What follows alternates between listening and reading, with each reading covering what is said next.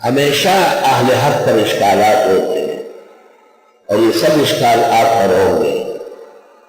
آپ دیکھیں منکرین حدیث آپ کو کہتے ہیں بخاری و ترمذی کہ بیان کردہ حدیثوں کو پیغمبر کا کہتے ہیں۔ جواب، انہوں نے پیغمبر کی حدیثیں جمع کی، لوگوں کی نہیں جمع کی۔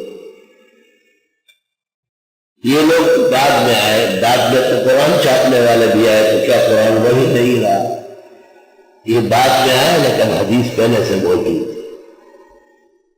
کبھی کہیں گے یہ فقہاء کو مانتے ہیں، اماموں کو مانتے ہیں، ابو حنیفہ و یوسف امام محمد کو۔ جواب، انہوں نے دین کی تنقید فرمائی، دین کی تہذیب فرمائی۔ وہ امت مسلمہ کے محسن ہے، ان کو ماننا ہے، یہ صحابہ کو ماننا ہے، ان کو ماننا ہے، یہ پیغمبر کو ماننا ہے۔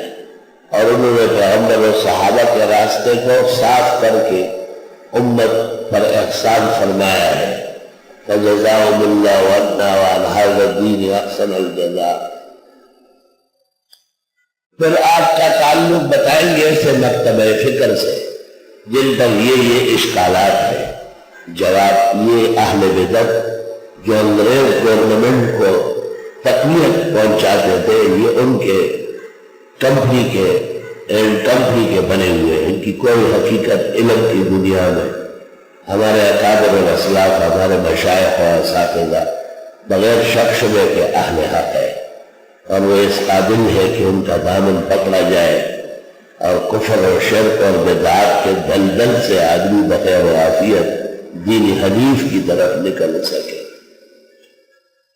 آپ کو کہیں گے آپ ایسے شخص سے پڑھ رہے ہیں جو وطر کے بعد نفل منع کر رہے ہیں۔ جواب، وہ پیغمبر کی حدیث کا پابند ہے۔